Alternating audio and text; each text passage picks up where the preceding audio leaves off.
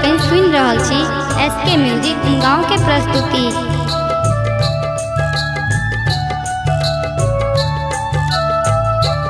अहाँ वस्तु सृजन करता, अहाँ वस्तु सृजन करता,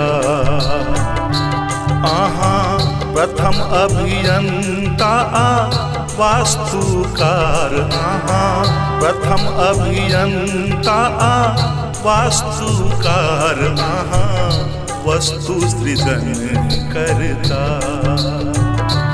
अहाँ वस्तु सृजन करता, अहाँ वस्तु सृजन करता।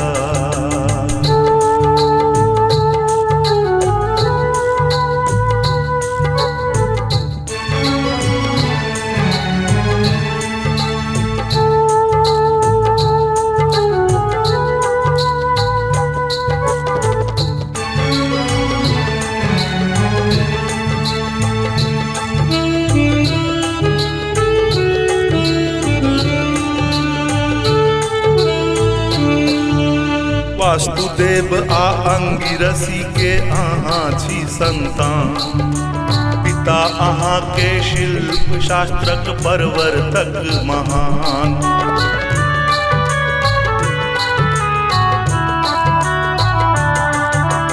वासुदेव आ अंगिरसी के अहाँ छी संतान, पिता अहाँ के शिल्प शास्त्रक परवर्तक महान। अहाँक पूजा सँ होइत नव ऊर्जा के संचार, अहाँक पूजा सँ होइत नव ऊर्जा के संचार, अहाँ वस्तु सृजन करता, अहाँ वस्तु सृजन करता।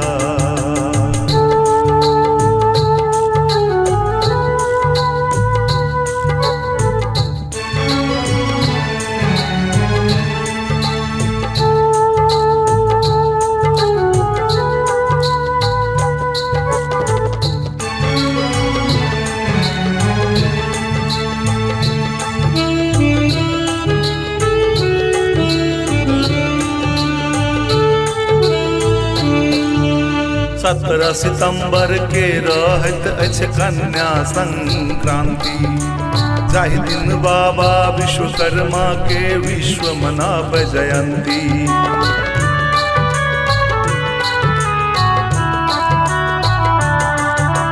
17 सितम्बर के रहत अछि कन्या संक्रांति, जाहि दिन बाबा विश्वकर्मा के विश्व मनाब जयंती। बाबा स्वर्ग लोक के आहि छी रचनकार, बाबा स्वर्ग लोक के आहि छी रचनकार, अहाँ वस्तु सृजन करता, अहाँ वस्तु सृजन करता।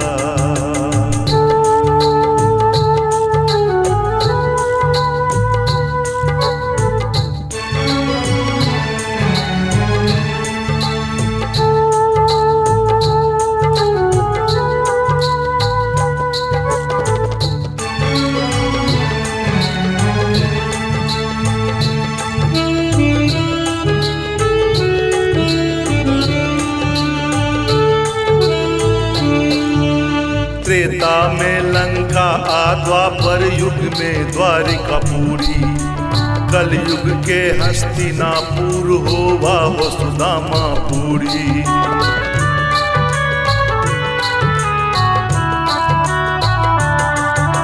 त्रेता में लंका आ द्वापर युग में द्वारिकापुरी, कलयुग के हस्तिनापुर होवा वसुधामापुरी। आही निर्माता छी सबके जाने संसार, आही निर्माता छी सबके जाने संसार, अहाँ वस्तु सृजन करता, अहाँ वस्तु सृजन करता।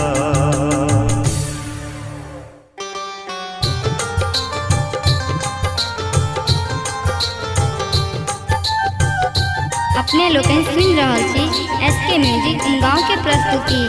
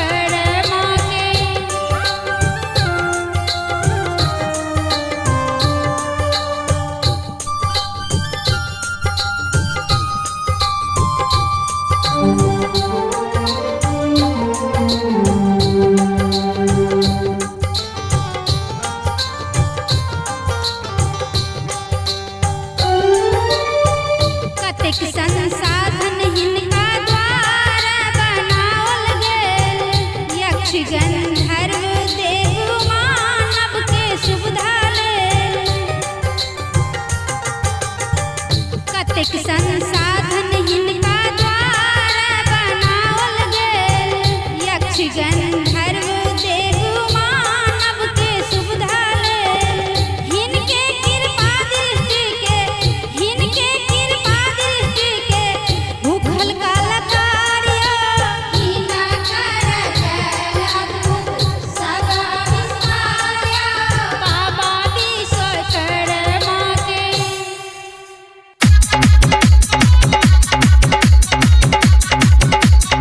म्यूजिक बाय डीजे बादल राज।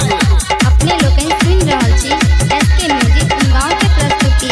बाबा विश्वकर्मा छत सब सो बाबा विश्वकर्मा छत सब सो नमः शिल्पकार। बाबा विश्वकर्मा छत सब सो नमः शिल्पकार। आकीर्ति छन पत्नी जिनकर पूजे उनका संसार। बाबा विश्वकर्मा छत सब सो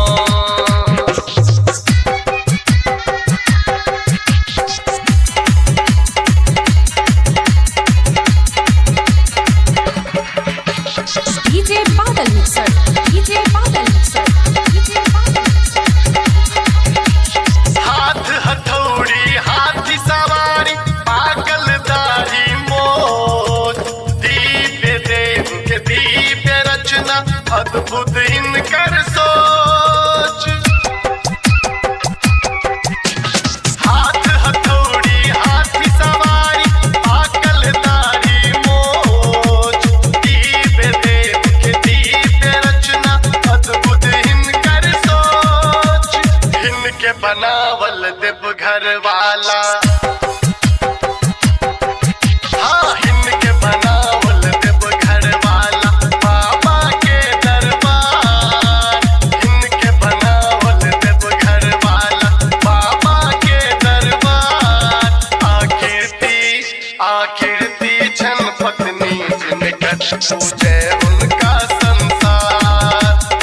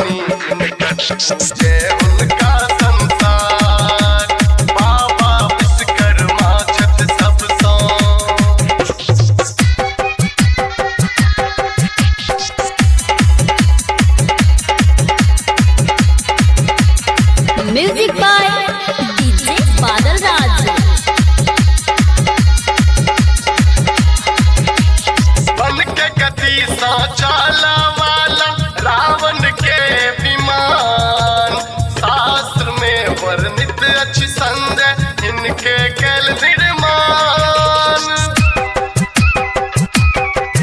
हाँ मंद के गति सा चाले वाला रावण के विमान, साथ में वर्णित सजीवन इनके कल निर्माण।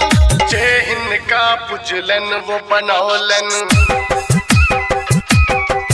हाँ जे इनका पुजलन वो बनौलन रेल आ मोटर कार। जे इनका पुजलन वो बनौलन रेल आ मोटर कार। आखिरती छन पत्नी जिनका पूजे उनका